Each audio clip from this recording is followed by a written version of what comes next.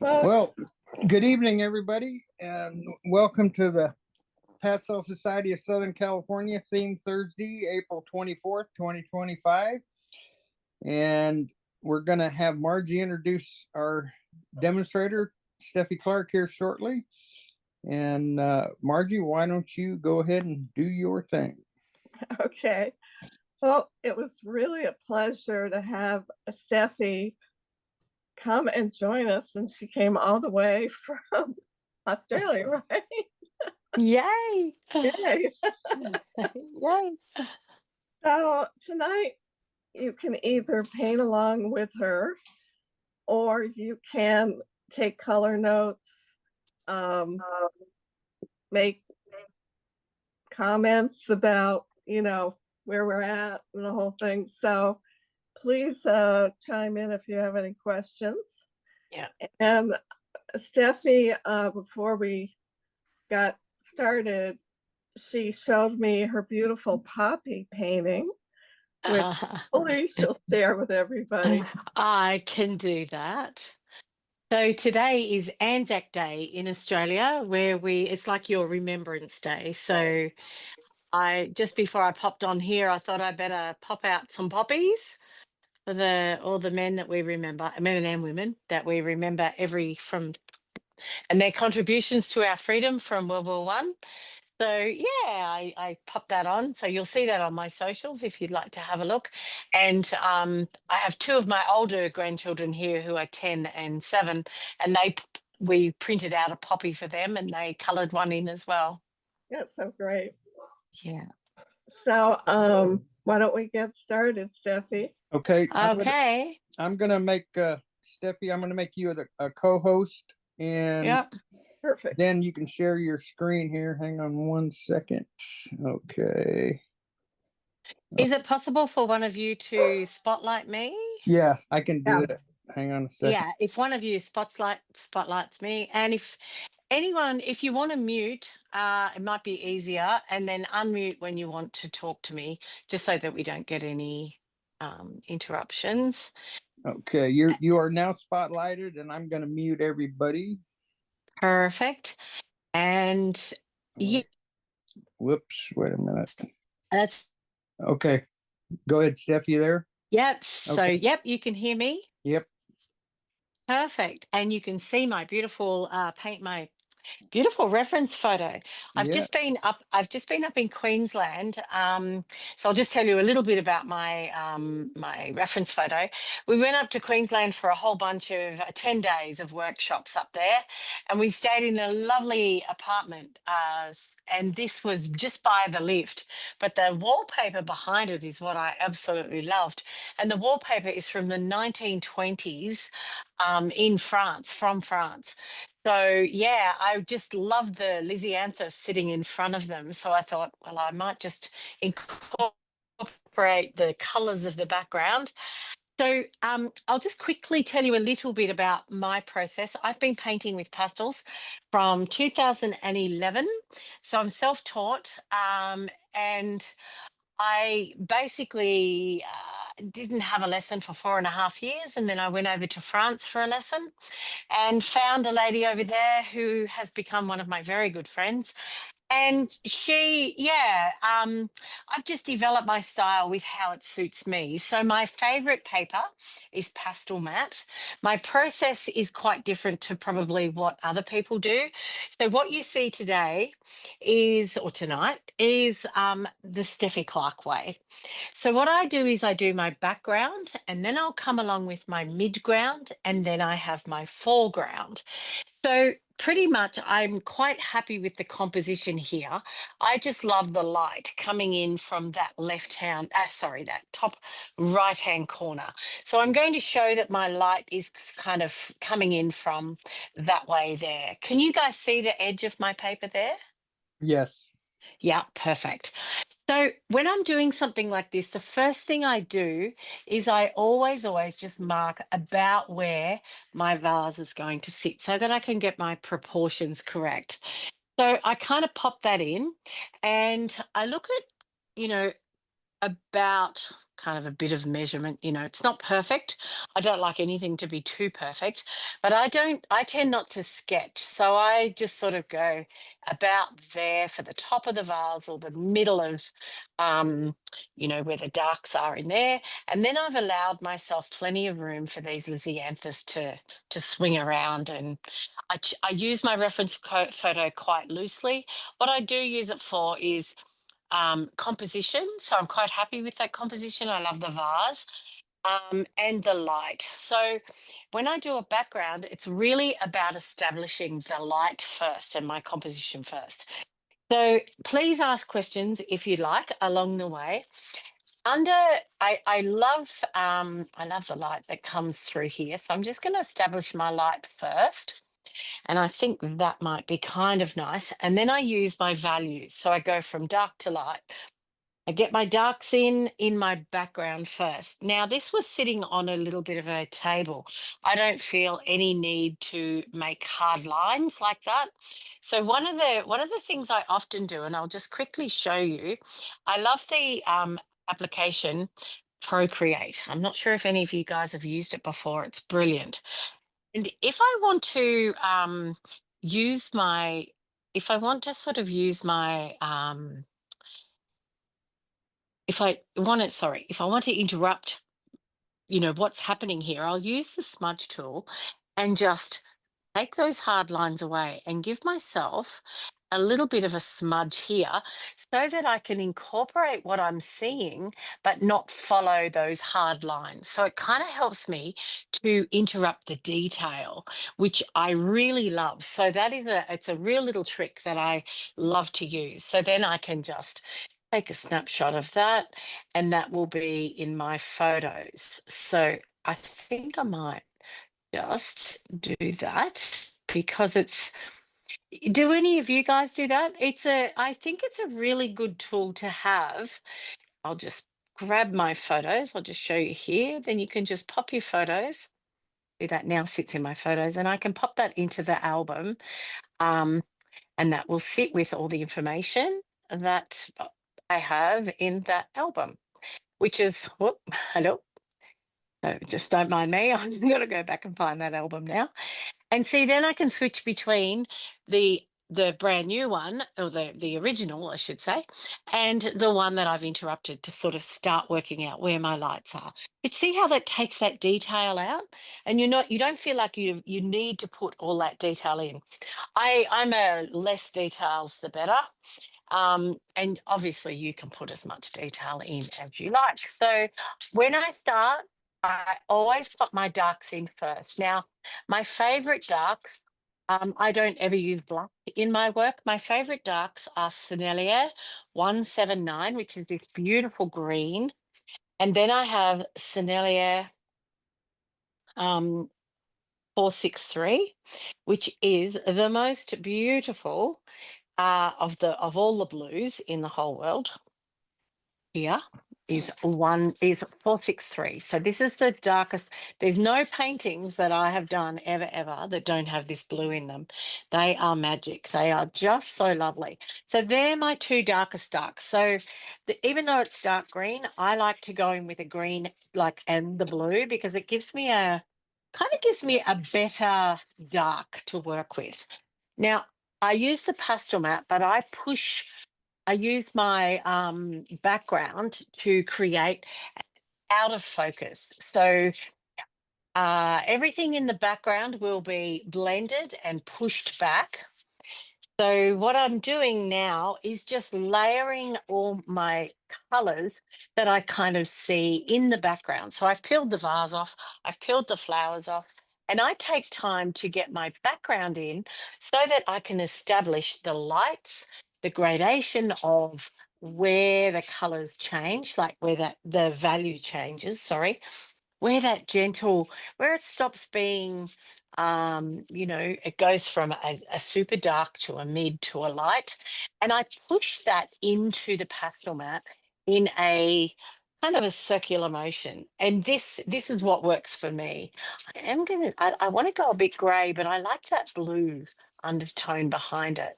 So layering the pigment onto the paper is done very gently. It is something that I think the best way to describe it, and it sounds weird, but I just say to my students, think lasagna, lasagna, lasagna. It's layer, layer, layer, layer, layer. And with pastel mat, under a microscope, pastel mat actually looks like Velcro. So it's got hundreds of thousands of little hooks. So the way that I paint, and I'm just just trying to find some nice cool greys to use in there, and cool greys and cool greens that are sort of going to complement what we see in the background. Oh, that's a bit lovely. I like that one. If you do have any questions, please ask. Maybe put them in the chat, and Margie, or someone, Margie, can my accent's probably mucking everything up too. It's fine. Yeah. It's not the greatest accent, I have to say. It's quite horrible. To hear myself back, I sometimes just cringe. I think, oh dear, we don't really sound like that, do we? But apparently we do. Stephie, Yeah. what is that beautiful light blue you're using? Ah, my beautiful light blue is actually an art spectrum. Do you mean that one or do you mean this one? That one, yeah. That one. This is a schminky used very lightly. That is a schminky one. I call that one periwinkle. Okay. So yeah, it's kind of like an ultramarine blue with quite a bit of white in it. So Mm-hmm. it kind of gives, yeah, it just sort of kind of gives it that nice cool grey. I mean, it puts a little bit of warmth into the cool grey. Yeah, Stephie, it is a beautiful color. Somebody do asked, you choose your palette? Do you choose your palette before you paint, or I you do grab as you not. go? Okay. I'm actually just going to show you guys something. So bear with me. I hope you don't get, that's what I'm working from at the moment. Oh, that's great. So that's I'm not a tidy pastelist, and I'm quite happy to put my hand up and say I'm feral, but this is how it works for me. Absolutely not, no. And you'd die if you saw my studio this side. It's just a Looks mess, like I know. mine. Well, you know what? I think it whatever suits you. To me, it's not, there's no right or wrong. It's however it feels good for you. It's funny because for many years I was a theatre nurse, so an operating theatre nurse, and everything had to be neat and tidy. And when I started painting, when I actually established my studio, I think what happened was I've allowed myself to go with my right brain and just go, you know what, you can do whatever you want in the studio, because the rest of my house is so neat and tidy and everything's always in its place. But when it comes to the studio, it just goes a little bit haywire. But, I sort of think whatever works for you is right. There's no right or wrong. If I had to stop and clean every pastel before and after that I was doing, a stroke, that would kill my creativity, because my creativity comes out of me really fast. So I haven't got time to stop and clean and tidy. I want I to just, ask you how you yeah, have the pastel mat attached to the board. okay. Yeah. Yeah, so I'm not on an easel. I'm actually directly on the wall of the room. So Oh, my husband's, okay. my husband's a carpenter. So we've sacrificed this whole wall. He said, if we ever move, we'll just put new plaster in that wall. It's no problem. You just go your hardest, sweetheart. And that's what we've done. So that's good. Very cool. It is, absolutely. But what I do is I use a little tiny hammer, Mm-hmm. and I've just got those Yeah, I thumb, could see that. I wondered yeah, what that and was. they Yeah. just, and they just push in, they just push in there. And I do, as much as my framer hates it, I actually do paint right to the edge of the paper. He's like, oh, can't you give me just a little, like, couple of millimeters or quarter Mm-hmm. of an inch or whatever? And I say, oh no, I can't possibly do that for you, no, sorry. So no, I Yeah, I just paint. I just love to paint, and I paint for me. I don't paint to help make anybody else happy. I'm probably his worst client, actually. I'm sure he shudders when I walk in with 16 paintings and say, I need to have all these framed, please, and I'd like it done yesterday. Steffi, somebody Yeah. asked in the chat, what was the name of the Sennelier blue color you were talking about? Yeah, so Sennelier 463. 463. Okay. 463 is the beautiful blue. Yeah, 463. And I often, as I'm going along, I always just reiterate and check my values to make sure that I have a lovely range. I'll just show you here. So my composition I talked about when I first started. My values, my composition, and my color, they are the three elements of art that I have with me at any given stage. So I make sure that those three are attended to. And I know there's 7 elements in the art, but you know, these three are integral to the way that I paint. So they're the ones that I will make sure that I have addressed all the way through. So I'm just really, you can see how many layers I'm just gently pushing into that. I'm not going to put the color, the shapes, sorry. I'm not going to put the shapes and the actual wallpaper decoration in the back, but what I want to, I love the colors of that. So I'm kind of just going to interrupt the colors that you see, or interrupt the detail, sorry, that you see, and I will kind of just make it up myself. Like I said, I use it loosely. I use the reference, always have, use the reference photo loosely, because I like to be in charge of what I'm doing. I don't like anyone telling me what I have to, you know, oh, it's got to look like that, or it should look like that. But I love that little bit of, you know, I think there was quite a few birds and flamingos and whatnot. So I think it was something in that sort of genre that is. But I'm just sort of going to mention, because we've our complementaries, you come down to your color wheel, you're complementary to green and red. So I am going to put that turquoise, that, what do you call it? What's the name of it?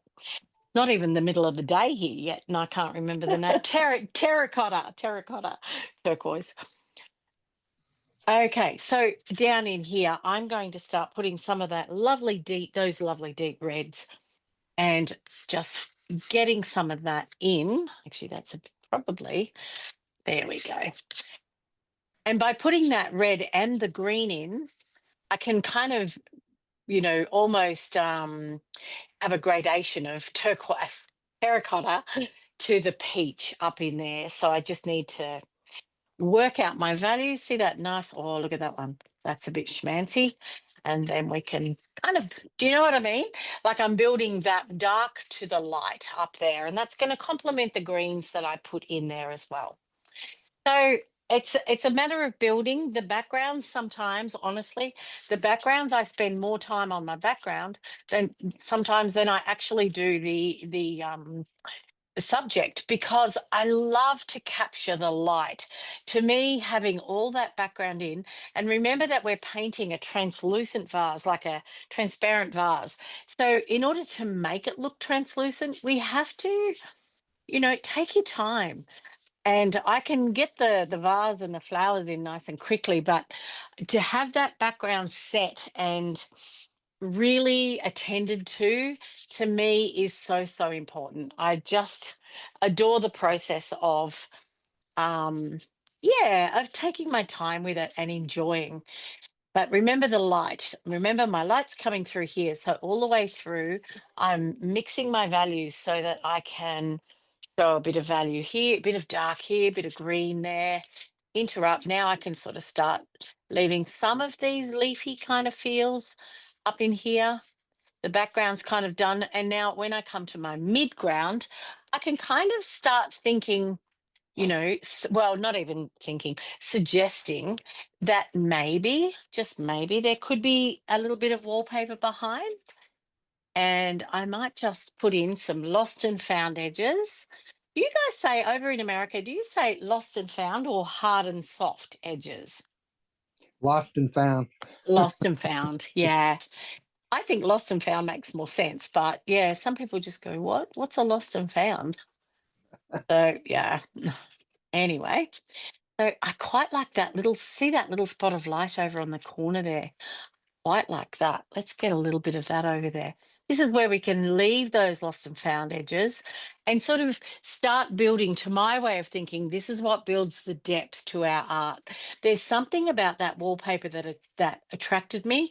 So I need to almost pay homage to that. I mean, what I should do is send you the lobby, the photos of the lobby of this lounge. It was this hotel. It was just amazing. I could live there if they'd let me, but I don't think they would. But it was just so beautiful. I think I'm just going to leave some of those little bits there, and they might just they may even end up looking like something in the vase. So you can see what I'm doing, and it's just a slow build. It's a slow build using my darks, my mids, my lights, getting that, not losing where our vase is going to sit. And I might just put a little bit of green over there. We need to have the vase sitting on something. We don't want a floating vase. A floating vase is something that all of us have had at one point.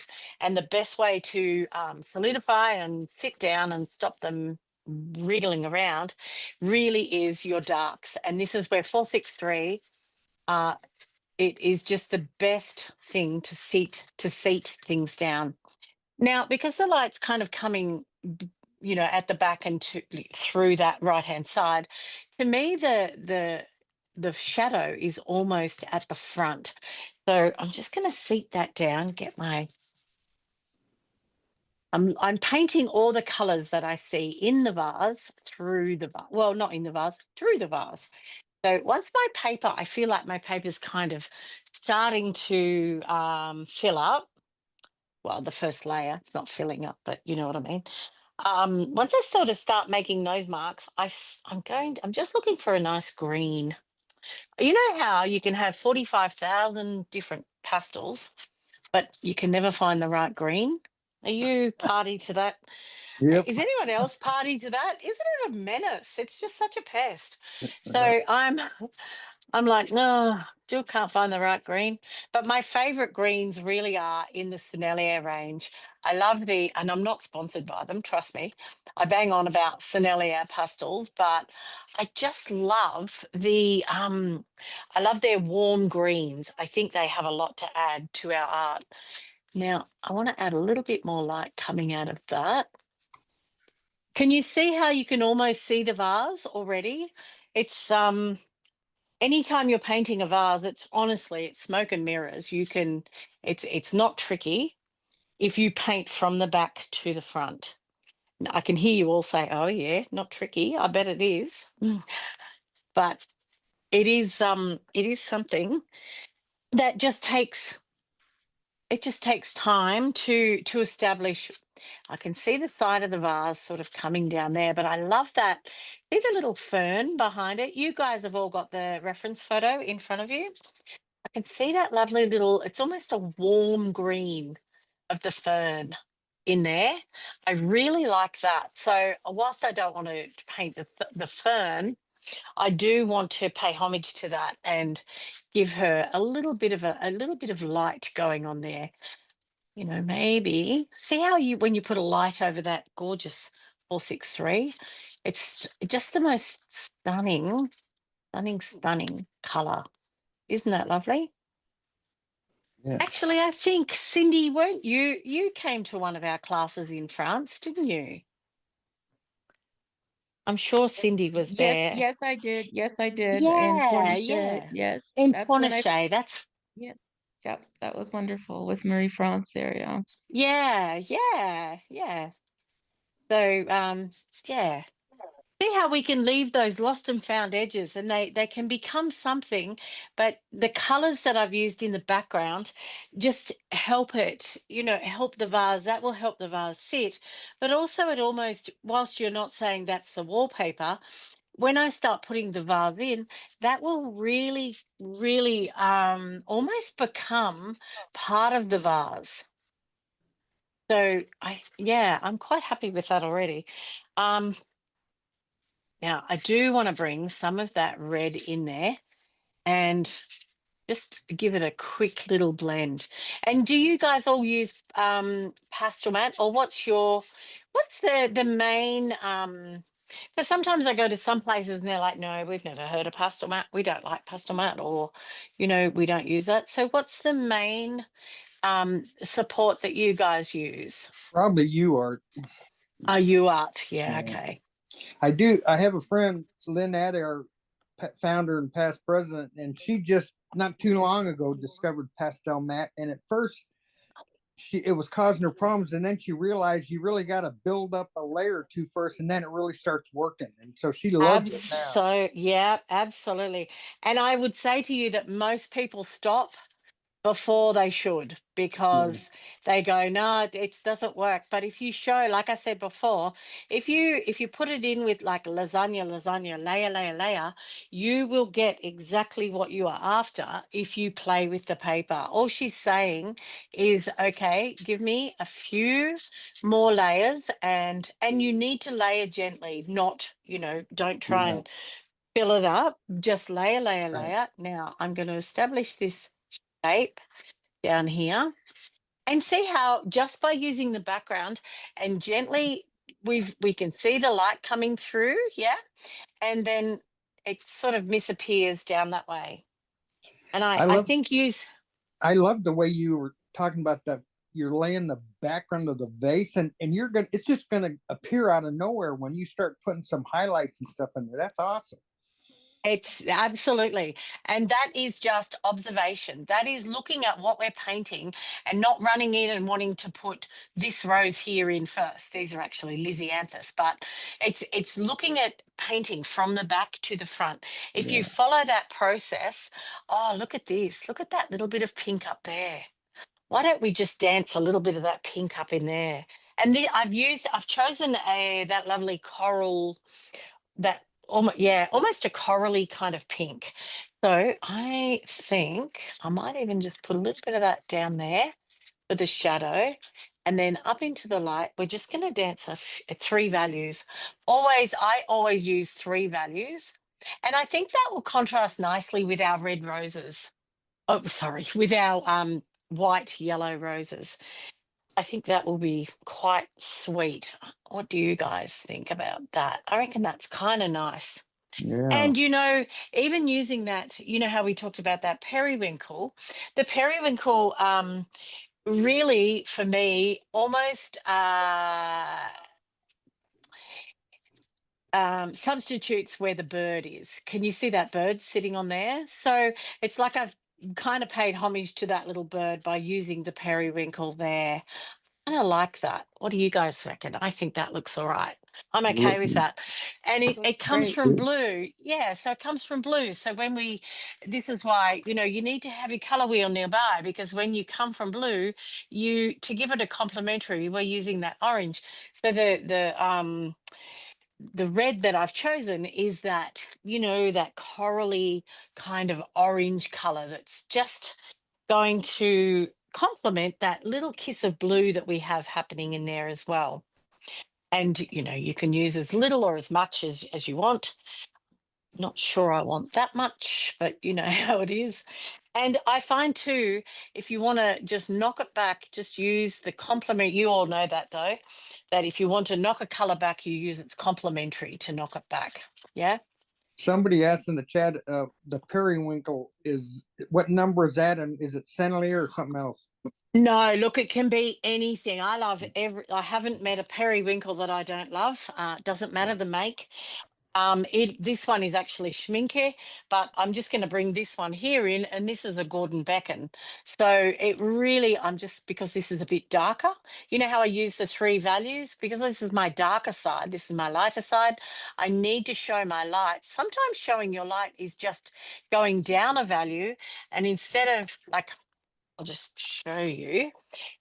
Up in the light area, I'm going to play up in here, but down in the darker area, I'm going to play down in here, but it's the same hue, it's just a different value. And I've done that with the greens as well. You can see I could probably go a little higher even up here, But what I might do instead of going higher up in there, what my plan is to do is when I start putting the Lysianthus, the flowers in, when I start doing that, I can go with those higher values. So I can, really play up right up in here to catch the light up in that section. Yeah. Hopefully that makes it understandable for you. You understand what I'm trying to say. I'm just going to put, I'm sure you do. I'm just going to put a little bit more light. Now, normally the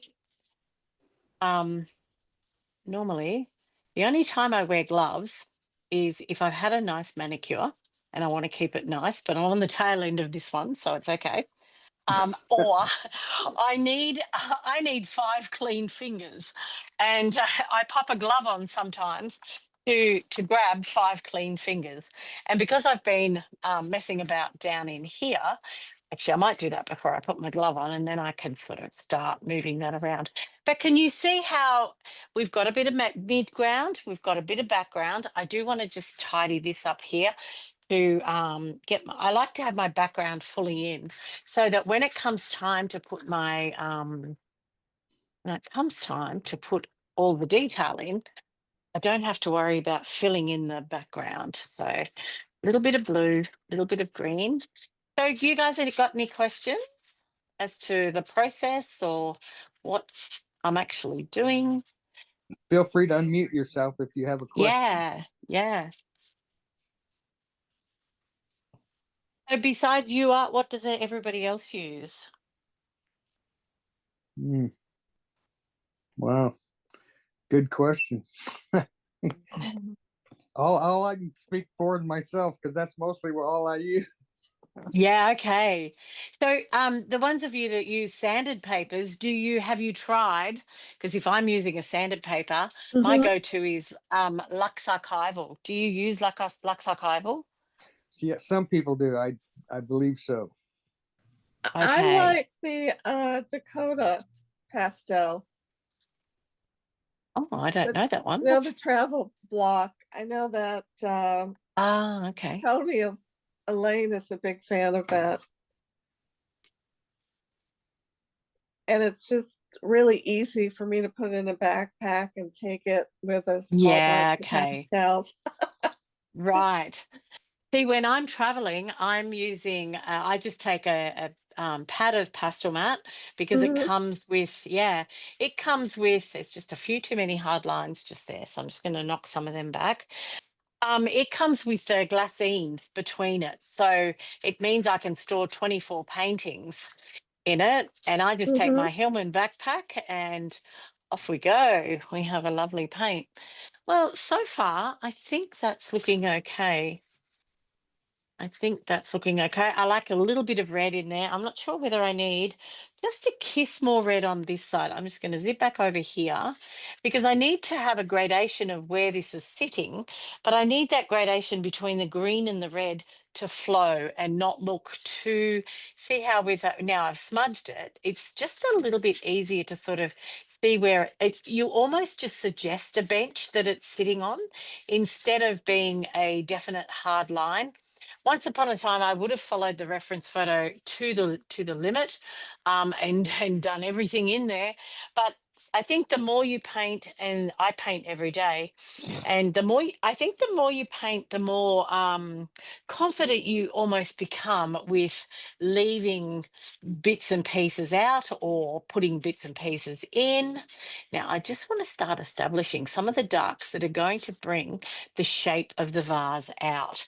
Now, this vase is kind of bell shape, so I'm not sure I want to do that. I need to zoom in. I look at shapes and colors, so I'm just going to start putting in the gorgeous darks that I see inside my vase. Now, this is where having your background established, and I think I need one line there, something there, just with that cool gray, this sort of, all this has to be in first, because when I start pulling my flowers, my stems, all that sort of, when I start pulling that in, all this needs to be attended to, because all this negative space, and you'll see it come. I'm going to just do this little bit here now with my 463 and my 179. And I'm just going to start making some leafy kind of shapes. But what I want to show you is how valuable your background becomes, because what you're doing is you are creating depth, aerial perspective by putting in these, see all this negative space in here. This all becomes really, really important. So I'm just going to put some leafy kind of marks in there. And honestly, I think it's gold. You can't buy this stuff. It's this negative space business. It's just amazing.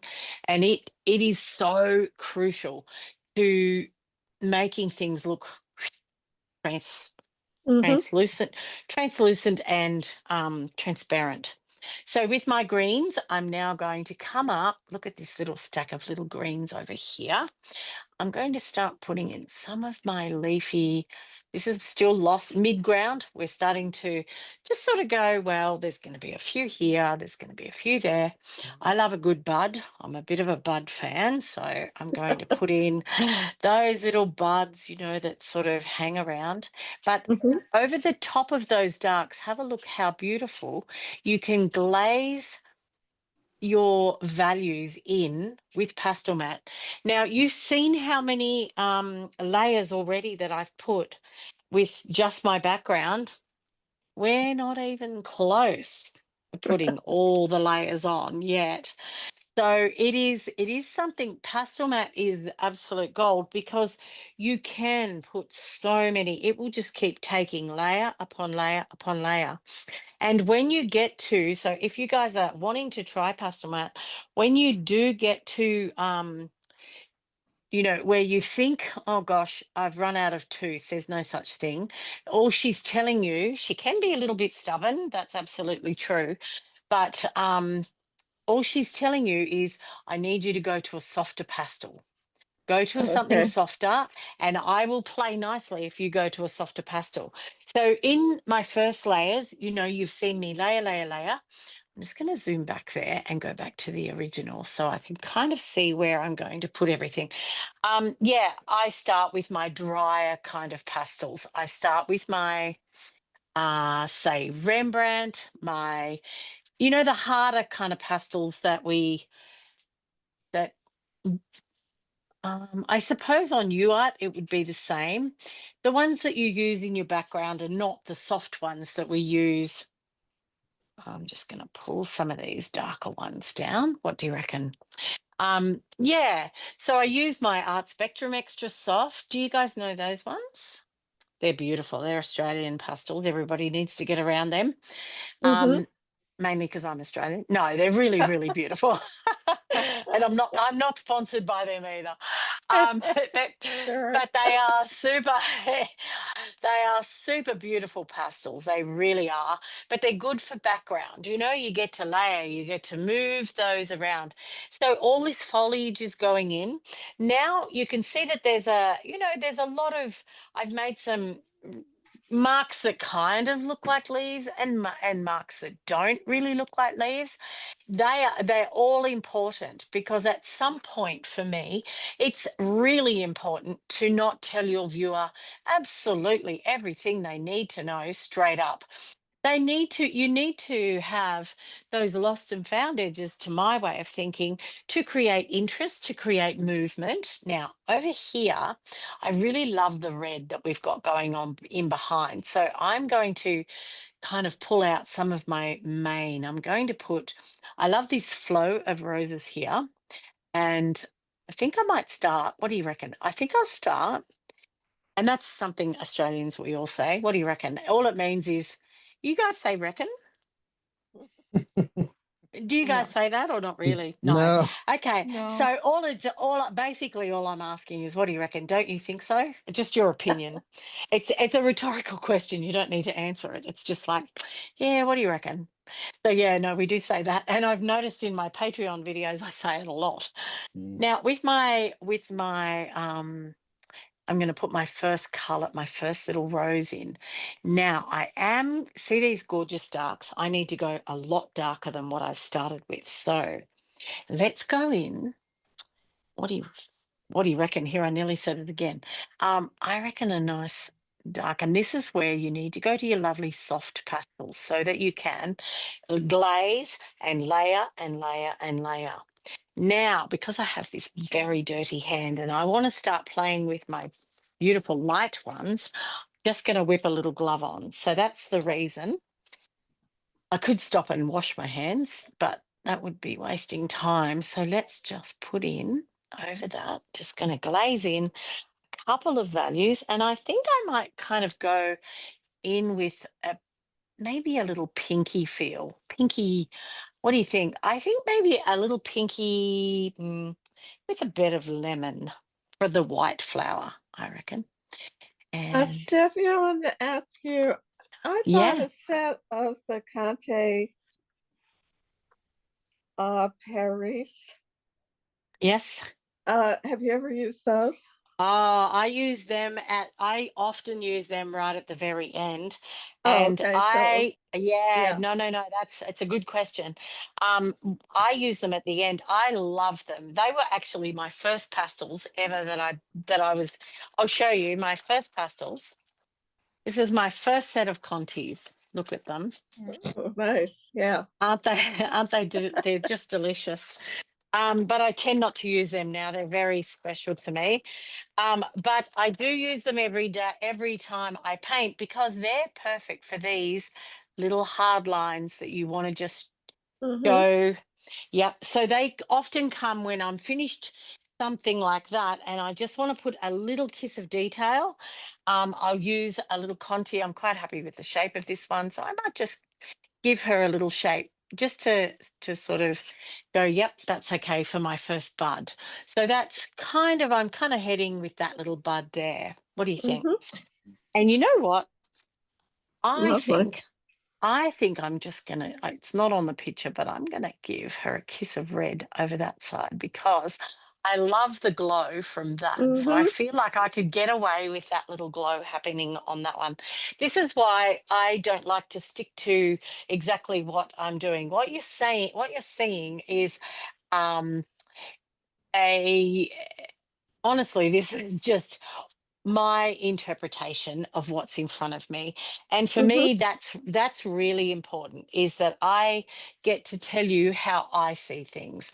And I think this is what makes our art so interesting, is that we can just going to warm that section up there a little bit. I like the cool greens as well, but I think a little bit of warmth in the green adds, I don't know, it just adds a little bit of yumminess. I like the warmth. I don't think we've got enough Mm-hmm. warmth in there. So Stephanie, now I'm going, somebody yeah. asked if you ever do a alcohol wash underpainting. No, the only time I do any sort of underpainting is if I've got a painting that I don't like or I want to reuse the paper, then I will do an alcohol wash, or I'll do some sort of wash in ink or watercolor or whatever.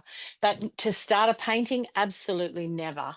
It's just, and the only reason, not because it's right, wrong, or in between, the only reason is because I am too impatient. I have no drying time inside me. I just want to step up, paint, and go and do the next thing. So my mum actually said, she came to a couple of my workshops. My mum's 89, and she said, Steffi, I just don't understand why you paint so fast. She said, you paint like the devil's after you. She goes, you paint like the devil's after you. Where are you going? And why are you in such a hurry? I'm like, I don't know. It's just how it's come about. I don't know Mm-hmm. why. So these ones here, these little flowers here, what I'm trying to do is note not too much detail. They are going to be the bridesmaids to the ones that I want you to stop at and take a look inside. So over this side, I'm kind of just doing shape and color. I'm putting in, a few little strokes that still look like the Lysianthus, but they're on that cooler side. Remember, I've got the warmth coming that side. So I just want a little bit of overlap. because if we have these interesting strokes, it's almost what keeps our viewer's eye inside the work. And now eye doesn't go wandering off thinking, yeah, I already know what that is. She showed me what that is. But I just love the thought that, Mhm. yeah, I'm just filling up the bowl really with a little bit of this and a little bit of that at this stage. I think I need a little bit more dark in there. So I might even with that warm green, that cool green, sorry, I'm just going to come in and maybe just put a few little marks in here. Push her back. See how you can put a mark in front of something and it pushes that back, and it just adds that little bit more. I like the spray. It's almost like going to be a little spray of flowers over this side. So different shapes. This is where coming into when you're looking at something like this, and it does have a bit of a. I might just start showing you the inside of the flower. Just not too much detail. All I want is just a suggestion at this stage, because these I would classify as mid-ground. So these are still my lost and found edges. I'm telling you it's a flower, but I haven't really told you which sort of flower yet. And that will come. But I like to be able to put a stroke down, and sometimes if you're super lucky, the pastel gods will give you a gorgeous stroke like they just did there, and you've got to learn to stop and not touch them again. You really do have to. I've learned over the years by uh, not touching everything that I do. You put a stroke down, and I'm sure you've heard, if and I'm sure you guys have had Tony Elaine. One of his things is put a stroke down and leave it alone. Don't touch it. Don't touch it. And this is what helps us maintain the freshness in our art, is by learning, don't touch everything. More is not always better. Sometimes leaving things alone and just letting the mid-ground sing. I think people struggle, and by people I mean me. People struggle, and I have a daily struggle with this, to not overwork. It's really easy to overwork, isn't it? So I think we need to teach ourselves, stop, no touching, and just keep it fresh and work on an area, and then go. If you want to go back, or if you have to go back, I would say if you have to go back, um, then go back. But don't put too much detail in when you're in the mid-ground. So see how I'm creating that shadow by using my blues, but it's got that beautiful warmth of the red in the background behind it. And I haven't touched it. You'll see that I'm happy to blend when I'm in the background. But once that background is finished, sorry, it's really important that you only blend with a pastel. So I'm using my lovely soft pastels now, and I'm creating where the light is hitting these flowers. But you keep the freshness by, I'm not sure if I can zoom in. No, I don't think I can because I'm spotlighted. But oh yes, I can. Look at how fresh that glow of warmth coming through near the blue is. That's awesome. Yeah. Isn't that just lovely? But all that is not touching after you've put those strokes on top. When you want to blend, just only blend with your pastels. Don't keep blending with your fingers. And I can't tell you enough, nor touching. If you ever come to my classes, you'll hear that 1,052 times, because it is something that we're all guilty of. Now, I'm just going to put a little bud there, but it's going to be, I love this little turn of the bud here, but I almost want to keep that little bit of that glow. So I have to be super careful not to make sure my stroke direction is going the correct way, and also that my lights are being attended to as well. One thing, I guess, too, when you're watching me paint, one of the things I would say is watch the direction of my wrist, because sometimes I almost have to stand on my head to get the stroke in the correct position, because putting your stroke where, painting the direction it grows is key to maintaining what goes where and how. I think I'm really liking that little bud. I think he's a bit cute. He's facing away, but he's just enough light on him. Now, this is where I think I can start just on this left side. I can start putting in marks that are going to give me the look of this vase. Now, another thing, if you didn't want to draw every single, and I don't, of course, because that's who I am. I don't want to draw every single line. I don't want to show that this is a linear kind of vase. This is where I would take my smudge tool in Procreate and just gently smudge it a little bit and just, take off the detail. Still, you can still maintain a little bit of detail, but I'm going to, from that bud, can you see where that bud sits there?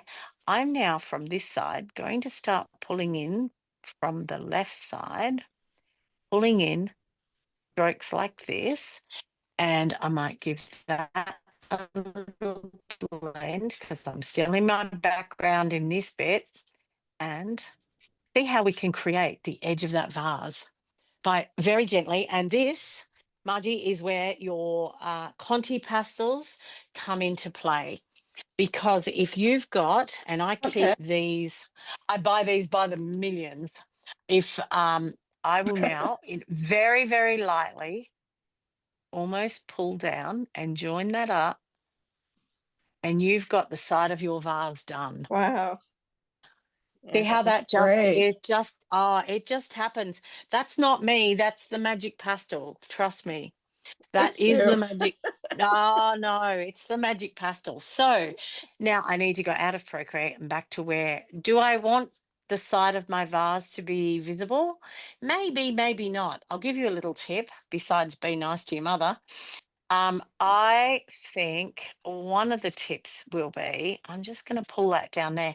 If you don't want to use the side of your vase where this, where you have it, just suggest it at one point. I'm not ready to suggest it yet, but if you know how sometimes you can't get the ellipsis of a vase right, or you can't get the side of a vase right, or whatever, Mhm. little tip, Stephie Clark, write this down, people. Put a leaf over it, and nobody will ever know the difference. That's Oh, my tip okay. to you. If it doesn't work, work with it, not against it. And just, yeah, I quite like this. See, this is where I'm going to come back with my 463. And you'll see me go back in the bottom of a vase. Honestly, if you counted the times I do this on any vase, I will come back in with 463 200 times before I'm happy with the bottom, before I'm absolutely happy with the direction of this. Will be done thousands of times because I like to get that correct first. I really do. There we go. But it's still floating. So the best way to stop it floating is now with some of our blue. Remember that we're on my darker side, so we're not going to see the shadow. See how there's a tiny little reflection of that light here down on the ground. So this is where you'll come in with your blue, your periwinkle, because it's showing the light down here. I'm just going to do a couple of these and just gently pull that down and then misappear some of that. Just give that a little bit of a blend, a little hard line there. I think we could probably just do a bit of a broken line there. Whoops. If it doesn't go right, then you just push it back in. I do a lot of swishing. I do a hell of a lot of swishing. So yes, and now with your Conti pastels, this is where you can just start pulling down these little bits here. See how that just sort of mimics that shadow. And that's what seats our vase down. Sometimes that's all you need you don't need all the detail of the chair and the this and the that and the. Sorry, did somebody ask something? I'm really learning a lot from these strokes you're putting in. Yeah, good. And look, stroke direction is everything. Paint the way it Mhm. grows is what I say. Paint the way it grows. If it grows down, paint it down. If it grows sideways, paint it sideways. You have to paint the way it grows. So I'm okay with that, but I don't want to go any further until I've got a few more roses in, and also the front, like all this foliage. So you guys need to tell me if I'm talking too much and I've run out of time, or if I'm okay. You're good. I'm good. You're good. You're good. Good job. Good. All right. So I think I need a little bit more leaf. I kind of want some more leaf action over here, but nothing too dramatic, but something that's going to lead me down from, what do you reckon? I think I might do, oh, I don't know. Let's just see. We'll put something down. I think I might do one facing this way. So I put this one here. I'm going to just use that one there. I was going to say before, sometimes what I do too is I will, if I don't like the shape or the direction of a flower that I'm using, I will Google or go to my photos, of which I have like 130,000 on my phone, which is totally excessive. You don't need that many. But I'm scared if I take one of them off, it'll be the one I was looking for. But I go to my photos and I go, okay, show me a rose. And then I'll choose one that is facing the direction that I want it to go. And I'll just use that as my reference. So, yeah, don't be tied. Don't be a slave to your reference photo. Now, these ones are in the light, so I'm going to give them a little bit more warmth. I kind of want her to be a little bit abstracty. Now I do love this yellow, and or the mustard kind of yellow. This is one of my favorites, and this is a J. Luda, and I am sponsored by them. And this is a beautiful color. That this blue that I used in the background is also one of theirs. And then I'll show you my very, very, very favorite, besides all the other favorites, because I have a lot of favorites. I know, I'm hopeless, but look at this gorgeous blue. I will show you this. This is what I use to the turquoisey kind of colors that I want shining through here in my foliage. It's like a turquoise. It just brings, I don't know, just brings it to life. Everything I use on the top bits just kind of bring it to life. Now, I know you're all thinking, what the heck is she going to do with that thing? Is Send that a in your J. Luda requests. as well, Steffi? The one Yes, you're using right now? yeah, Okay. that one was, yeah. Mhm. If I put my glasses on, I can probably read that. It's still new enough. It is called 35p. And this one I highly recommend anytime you're doing, because anytime you're looking at foliage, really what we're painting, when we see these blues on the leaves, what we're painting usually is the reflection of the sky. And this is a gorgeous value. Like if you're looking for a beautiful reflection of the sky, this value sits down around here. And it's really quite hard to get that sometimes. So I find this super valuable, because then when we come into the light, I can come up with turquoise, which then, everybody loves a good turquoise in the light. But I can play with that, and I've addressed my darker values down here. So it just adds, to me, it just adds so much as a something in my kit that I need. How we all need these pastels.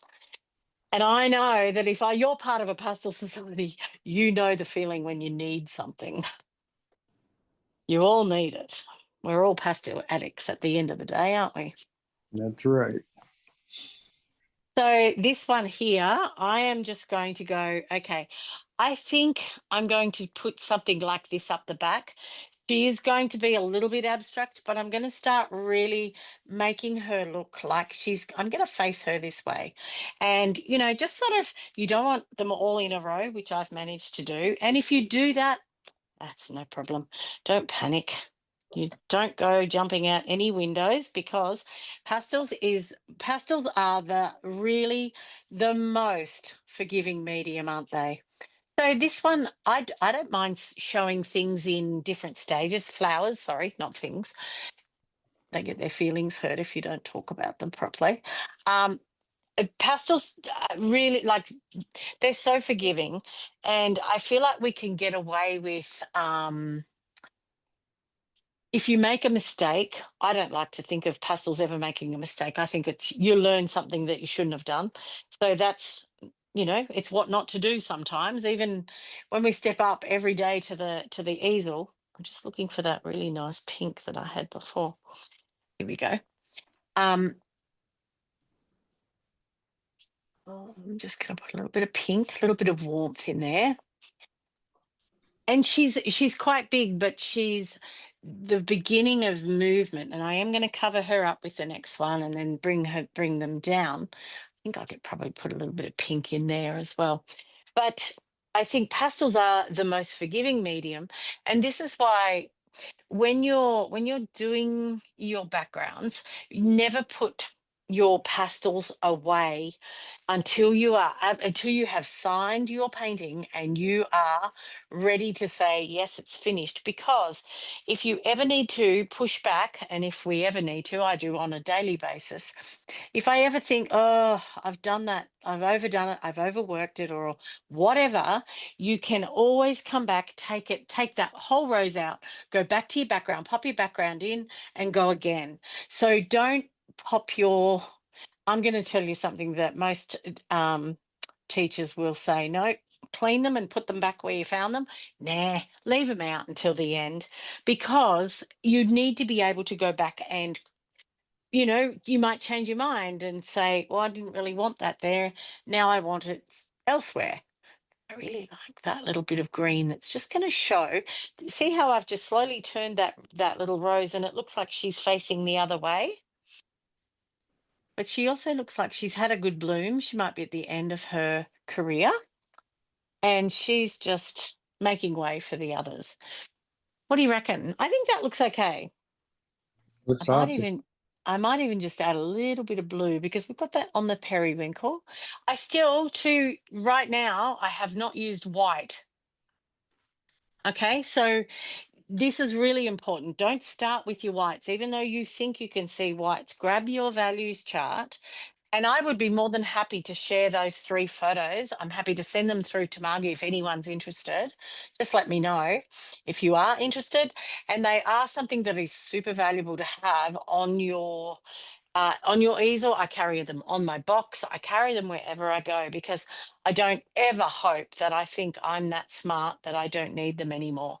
Because I think every time we step up to the easel, I think we should treat ourselves like we are brand newbies at this game and just go, you know what? I'm just going to see what comes out. Have a play. Don't have any I don't ever have an expectation that it's going to be a masterpiece, that it's going to be this, that, or the other. Always just step up and go, you know what? I'm just going to paint and have fun. Sometimes it works, sometimes it doesn't. And it doesn't matter. It's never lost time because what we're doing is we are practicing our art, and that's more important than anything. Absolutely anything is that we have fun and we enjoy the process. Now I'm just going to pull this one so she's facing that way, and I'm going to start introducing the middle of my roses. They are actually Lysianthus. I keep thinking she's going to jump off the page and say, listen, lady, I'm a Lysianthus, not a rose. So I'm just going to start introducing see that little bit of, voila, just a little bit of opening. What do you think? I think that looks okay. I feel like we might need a little bit of that. With the blue, I might just put a spot of orange. I'm checking where my lights are going all the way. Perhaps there's a glow of the orange just there as well. And see how that creates the harmony. If you do it as you go, you're assessing as you go, it creates a beautiful harmony in our work. And it is something that we have to look at all the way through. Now I'm going to dance that light all the way back. So do make sure you zoom back. Sometimes zooming in can be a little bit of a trick because we get caught up with, the detail. And then you think, oh gosh, I didn't look at how that related to that. And now I'm up the creek in that canoe. And, or maybe that's just me. I don't know. About now, I'm wondering if I need a little bit more dark. About now, what I would do is I would take a photo of my work. And I don't know if you guys do this, but I highly recommend that you start after today if you don't. Take a photo of your work and turn it to black and white. Do you guys do this? Tell me Yes, yes. Good work. Yes, I yes. do it. Turn, I'll take turn it to 4 or 6 pictures through the course of the painting, perfect. and it And really helps. it really does because it's sometimes it's too late after it's like shutting the gate after the horse is gone. You have to check it. Are they dark enough? Quite often they won't be dark enough. Are they light enough? Now I know that they're okay because I haven't used white yet. I'm still playing around with my values. I'm still playing around down in here with my values. So I know I've got white. It's like my insurance. I've got my white. I know I still have that up my sleeve. I don't have to panic too much. So I kind of think it is a really good thing. Honestly, I think it's the most, get it, valuable. Valuable. Yeah, I Mhm. know. I'm not, it's not that funny, I know. Okay, so this one here is going to be the beginning of my, I want you to come and have a look at what we look like inside. So in the middle, I'm just going to just start introducing this gorgeous burnt orange. This is also a Sennelier, but this is where I start doing that burnt orange, but it's also the one that I used down here, down in the bottom, sort of taking me from the terracotta to the orange, but we're dancing it through. Now, the middle of this this is like our the beginning of my focal points, I suppose. Now I'll just check, have a look how gorgeous that dark is. I know that I want a super beautiful dark leaf in there. So I can do that because I've put my lighter values behind, and see, all these lighter values have been put in behind. Now I know that I can put my dark in there and I know it's in the correct spot. I'm going to fill that up in there. Look at that. I think that is looking quite lovely. I'm going to put a few more darks because 9 times out of 10, I can guarantee you, if a painting doesn't look quite right, go darker. Go darker than you think. I'm just putting in some leafy kind of colors. They're going to, feels, I should say, they're going to be under the water. And I know you're all thinking, oh, yes, but won't there be movement under the water? Yes, there will. This is what I will show you at the end because I'm painting, I haven't painted the front of the glass yet at all. I'm painting what is in the glass, okay, in the vase. So I hope you're all following this crazy Australian. Understanding what, No, maybe I'm we're talking too watching, fast, hopefully. we're watching Stephie Magic. Sorry. I said we're watching Stephie Magic. Ah, you're too kind. So now I'm going to put in the first of these flowers that is in focus. I am going to have her a little bit.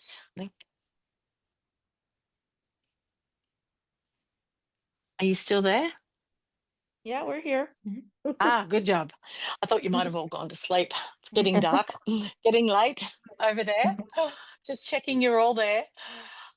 Yeah, I'm going to put the beginning of that flower in. Now, I do love, and you guys, I would say, without a word of a lie, the best thing to come out of America would be Terry Ludwig's eggplant. Oh, definitely. That is my favorite American, I have to Mhm. say.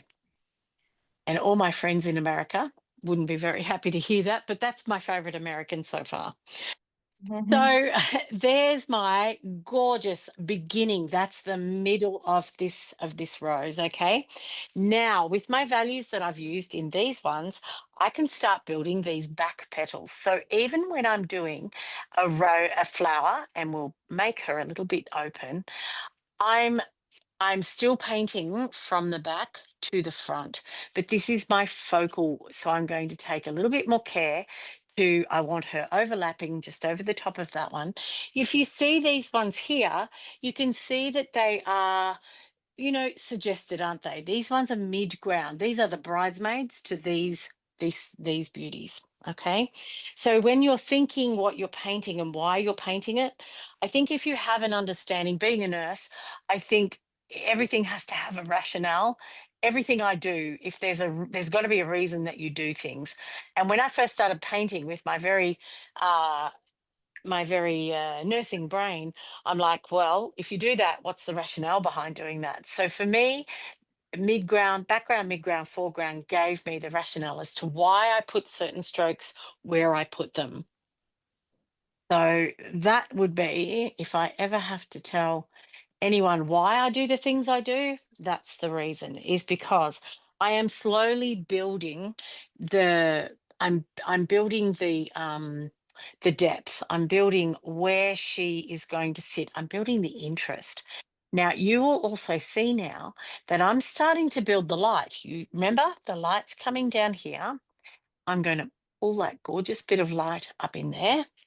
I think just for fun, and anyone who follows me knows that I love periwinkle. So to me, there should always be a little bit of periwinkle somewhere. I think maybe even down in that shadowed side, because remember, that's my cooler side. I'm just going to gently put that there. And what I do, and now I'm using the much softer pastels. So I'm really going in with Blue Earth, with you may find that your unisons might be a bit hard now. You might find your Sennelier even might be a little bit hard now. So this is where I'm going in with the creamy pastels. You know the ones, your Blue Earth, your Schminke, your Gordon Becken, your J. Luder. The J. Luders are perfect for this. So see how I've created an interest. I've brought you inside this rose with the darks. I also want to just show off some of the little, the little stamens. I can give you a little bit more of a detail there, and see how I've kind of hinted at them here. But I didn't tell you too much because I want to save all the fun for these focal points. So I'm just going to kiss that with a little bit of light. And I'm not sure if I want to say too much more on that one because I don't want them to get too big too quick either. But you'll see that I probably need to connect somehow. I need to connect these two. Can you see that that one looks separate to that one? And you know how I often do that is that I will just put a mid-ground in and I'll use a bit of periwinkle and I'll use three values. One, a little bit of the orange and then a kiss of light on that one. And it may not be a flower, but it's telling my viewer, see how that just reads so much better. Did you see that? Yeah. That's magic. That's pastel magic right there. That's not me, that's pastel magic, but you have to learn. You have to learn, honestly. And it's the only way you will learn is by doing it and remembering what went right and what went wrong last time. Oh, okay, so I think we can get a couple more here and then I'm going to put my focal flower down in here. But before I do any of that, I need to get the other side of my vase going because that can all happen without the side of the vase going.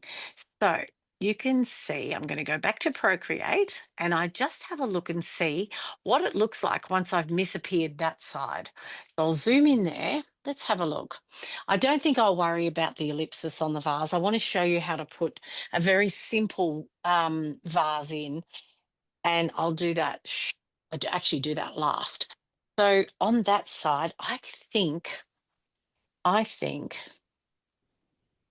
have a look. I think I'm going to just use the blue and just gently, because I want that, I almost want a little bit of the orange to be on the outside and a little bit of the orange to be on the inside. What do you guys reckon? Maybe even I'll just go down and just mark it. I never ever draw a line because it's so hard to get rid of a line. If I didn't like this, I'm still in background mode just there. So I still have control over what I'm doing. But I do believe a little bit of periwinkle beside that might be all that needs. Just gently, gently, gently foof that to there. There's the foofing again. Gently foof. Don't foof too hard. Just gently. And then I think I'm just going to give one or two little hard. This is the Contis. Just going to give on any vase, I like a misappearing area. I love my little grandson that's with me at the moment. When he was 3, he came into my studio and I was painting something. And Bentley said to me, he was only 3 at the time, and he said, I rubbed something out, and he goes, "Oh, Grandma, that just misappeared. Just misappeared." And so that's kind of stuck with us. We misappear things. So yeah, if I think, oh, I'm not sure about that line, I'll just get my 463, saw that, and I can misappear that little edge. And to be honest with you, I don't know if I really want that hard edge there. I can decide that. Maybe, maybe I could put, I do want to put my rose over here, because I love how, look at that lovely light coming behind there. I love how she kind of, that light just sits in behind the green. Now's the time to address it, because once I put a flower on it, it is too late. So you've got to think ahead and go, right, I need to push that back a bit there. But I'm thinking I might just put one little rose over the corner of that vase. What do you think? I feel like that might be what I'm doing. And I'm assessing all the while. I'm putting in what I think I want as I go. And I'm reading the whole picture as I go. So I reckon I might just put a little bit of a leaf there, something that kind of looks like a leaf there. I'm not even sure whether I want too much more out there. And if I do, I might, what do you think? And I ask that not for you to tell me what, but just sort of maybe all I need is just something like that that ties it together to balance the bouquet. You know, maybe I just need one or two little marks. And this is what I was saying. You will get confident with making marks the more you paint. And the more you think, doesn't have to look perfect. What I'm looking for is a suggestion and where the light might hit. And maybe, just maybe, that's enough. And I get to balance it. It's like it, well, it is. It's like juggling, isn't it? We're balancing, we're looking, we're balancing. Quite often I'll be painting away, and then all of a sudden I'll think, oh gosh, I really think a nice stroke of color might just suit that area there. Like maybe I need a little bit of that, maybe I need a little bit of that brighter corally color. Maybe I need a little kiss down in here. And I'll just, maybe I need a little bit of that darker over here just to balance it out. Down here, like where that's our warm section, maybe I need a little kiss there. Just gently and slowly add the things that you think and trust your instincts. Honestly, quite often, like I said to you before, my mum came to my class and she's like, why did you put, because I said to her, Mum, if you ever want to ask a question, just, feel free to pop your hand up. And she knits all the way through my classes. She just knits, bless her heart, sits in class and knits. She doesn't paint at all. And there was one day I just, just popped a little bit of wit there. And she said, Steffi, I just want to know why you put that red there. And as I've shown you, I don't keep my pastels tidy. And I'd picked up what I thought was green and it was red. And I said, of all the questions to ask, Mum, I actually picked up the wrong pastel, and that's why I did that. It was actually an accident. And she's like, oh, well, I think it looks just lovely. I was like, oh, thanks, Mum. You have to say that because you're my mum, but thank you. But yeah, it's just put down some strokes and have a turn. Don't be frightened to suggest. You're in the mid ground, have a turn, have a go and suggest. What do you reckon? I think that's okay at the moment. Let's just do this one more and then I promise you guys can go to bed. So I think what I might do is I'm going to put one, but I'm going to face her. I'm almost going to face her so this way, so that these two are kind of looking at each other, so that when my viewer comes through, the composition is bringing me round and giving me something else to take me back into there. All things that as artists we need to consider, because if I put a flower that was facing, you know, over here and facing out, it could draw your viewer's eye off the page. That is certainly not what we want. We want to keep our viewer engaged. We want to keep them in the middle and going, I really like what this lady's got to say. What more can I find in her art? Because quite often, you know, when you're going through a gallery, quite often what keeps us in a painting are certain strokes that are of interest. And, you know, we are almost smitten by them, and we go in and we go, hold on, what more has she got to tell me? And we have to, as artists, it's up to us to go, what more would my viewer want? What more is there for me to say? And for me, you know, it's a bit of a chatterbox, I've got quite a bit to say. So I'm like, well, now I'm going to keep you and I'm going to direct you this way and that way. And I'm going to pull in all those gorgeous warms, the pinks. Let's have a go. I want to turn her, but I have to just tell you quietly too, sometimes roses will go their own way. If you say go that way, they go, mm-mm, nah, Missy, I'm not going that way. I'm going my own way. And they do. And I find it's with a rose, especially, don't argue with her because they can be an absolute menace. So if she doesn't want to go that way, that's okay. Just go, okay, show me which way you want to go, and I'll go that way. But I think she's going to play. I feel like she's going to play. She just doesn't want to be, she doesn't want the center there. She wants the center to be here. Okay. I know, maybe I've spent too much time on my own. What do you think? All my flowers are talking to me. Please don't ring up the local hospital and say, come and get her. Because I'm having a lovely time. Oh, look at that. Look at her.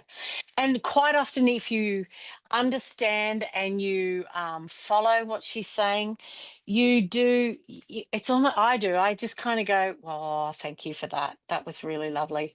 I do enjoy what you've done there. So don't think, oh, it doesn't look like the picture. Doesn't need to look like the picture. What it needs to look like is a rose. And it's my job to make sure it looks like a rose, but it's also my job to direct my viewer's eye with the light. And this is where I might come back in with that periwinkle because she's kind of a little shadowed under there. So pulling your strokes. This is where looking at the direction of my hand really comes into play. If there's a little bit of periwinkle down there, we may see some down in the background in that little area there. Quite like that. That's kind of nice. It's a nice little, it's almost a little segue down into the bottom of our vase there, isn't it, with that light? Be just a little bit more in the background there, even a couple of lost and found edges. That's quite pretty. I think that's kind of nice.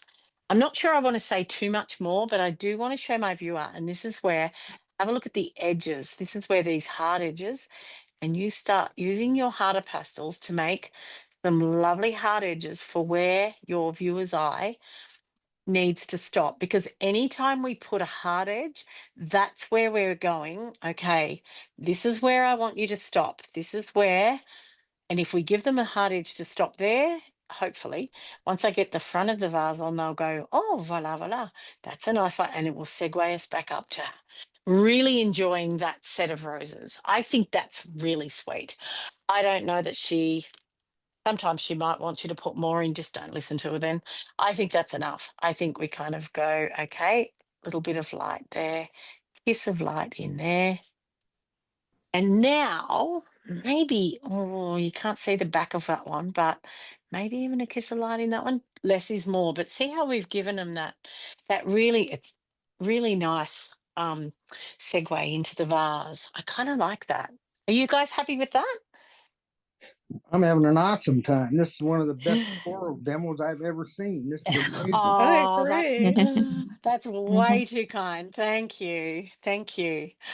Well, I think the roses have played nicely, so I have them to thank for that. So now I think what I'm going to show you is I'm going to put the side of the vase on. So I'm just going to, with that little Conti, little hard line. You only need one or two little hard lines. And then with your 463, And I mean gently, like the fairies are walking across the page. You do not leave too much, and make sure you don't have your green in your hand and not the blue. But with my 463, and I don't know if you guys can see that. Can you see the marks? It's dry and it's crusty. It's very hard pastel and it's got all these marks. I often see on Facebook people going, I sent mine back. It's not good. It's bad quality. It's got all these holes in it. And I'm like, you guys are giving away pastel magic because this is gold. Have a look at this. Rolling that, pulling that gently down is interrupting and making it look like it's sitting in water. And that is something that you cannot buy. That is on the pastel. So if you get a crusty pastel and you think, I'm sending that back to Sennelier, just send it via Stephie Clark's house because I'll take it from you.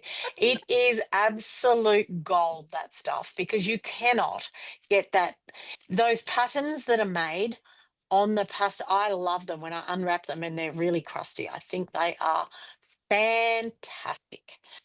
So a little bit of turquoise. I now know that I need to fix up that hard line. See that there? I can't move those hard lines. That's the pastel mat saying, if you just give me a kiss more pigment on that and I'll move it around for you. The bottom of the vase, I don't want too much information because really the drama and the beauty is up in those roses. Mhm. And I think I would just like a little darker, just on that edge there to bring your eye. Just the harmony wasn't quite right without that little kiss of dark there. So I quite like that. Now I'm going to start putting in just a couple of reflection marks. Now I love how the light looks just sitting up here, but I'm just going to show you how less is more. And I'm going to show you how to put the front of the vase on. So look carefully. I might even zoom in just to show you right there. So I've got that hard edge of that Conti, slow and controlled. 1,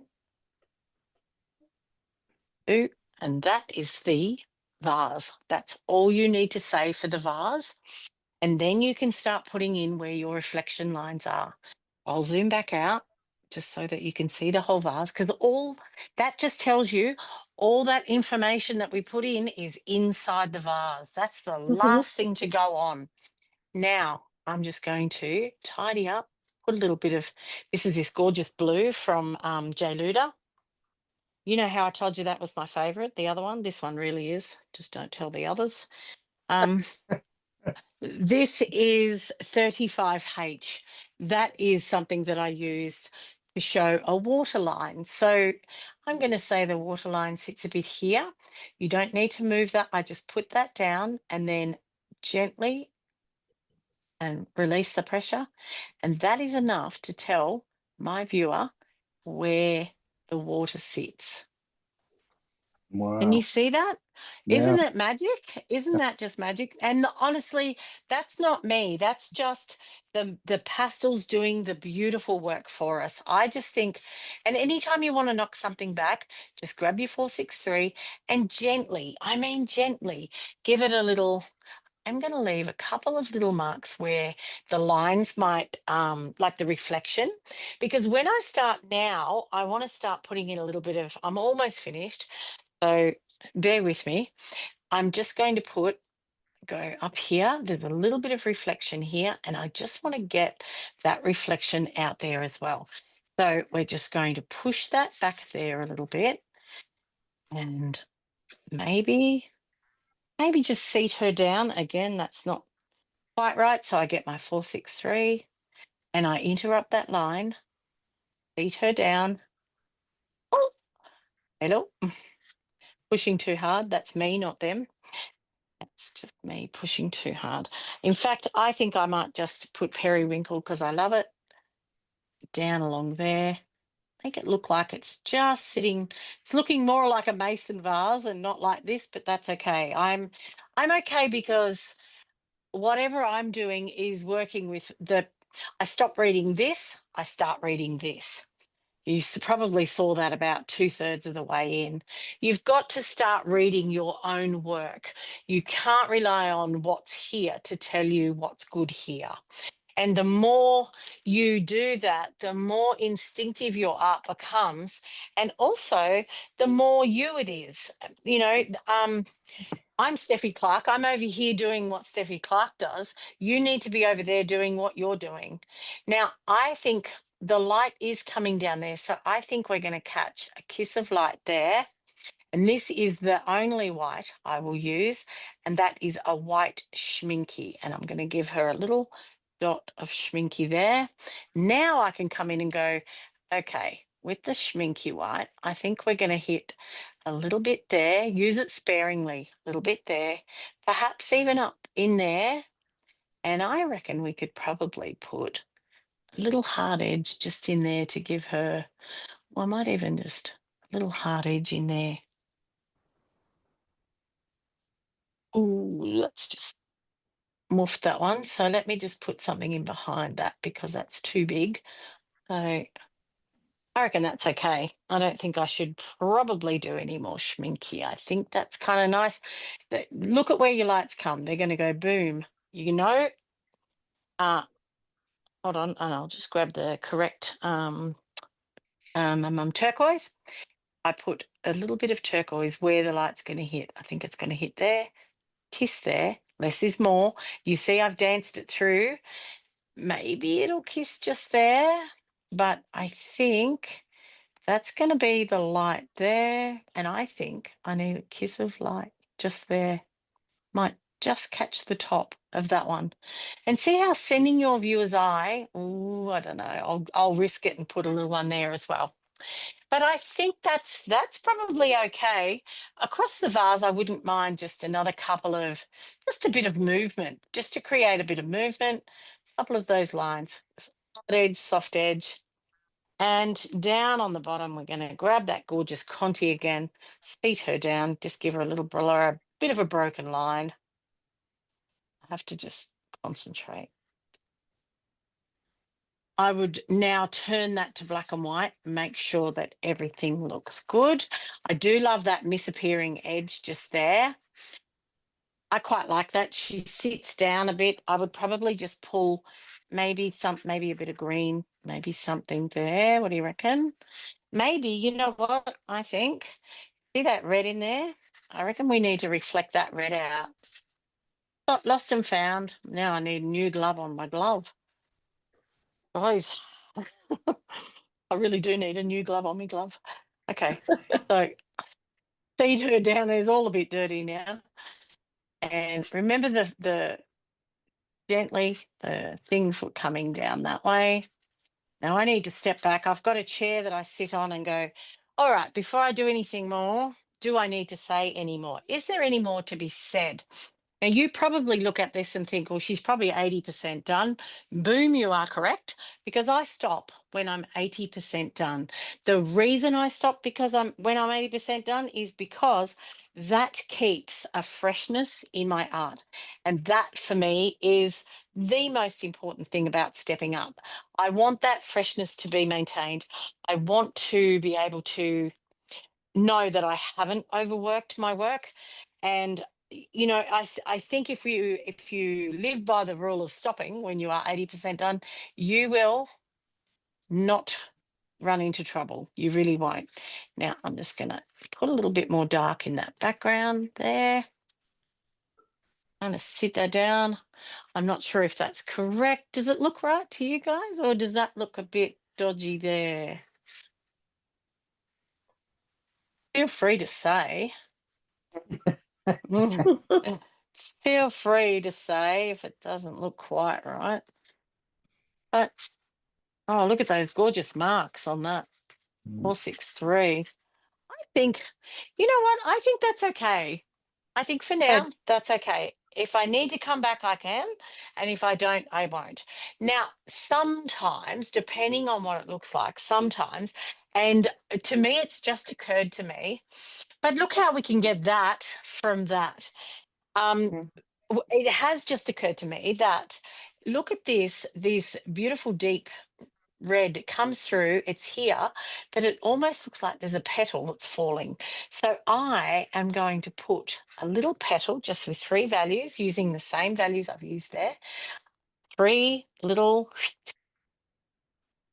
hold on, a little bit of light just hitting that front bit, mush it down so it looks like it's sitting. And that just finishes that light in that corner.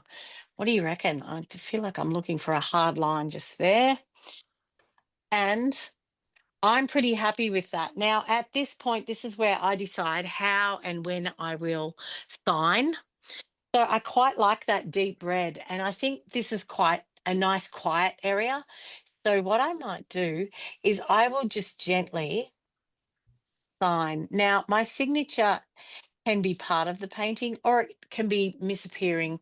But every time I sign in memory of my dad because my dad never knew that I could paint. And so every single time I sign, it is in memory of my late father. So I think that will do. And I hope you guys have enjoyed that. Gorgeous, gorgeous. It was Awesome. great. That was just awesome. Another great Steffi demo. Yeah. Yes. Yay. You delivered. Stephie. Beautiful. Thank you so much. Thank you for asking me. Oh, we loved it. It was such a pleasure, Steffi, when you said yes. I hope you enjoyed it. Are you still We there? did. We did. That was great. And I will send you photos, stills of this. Terrific. All righty.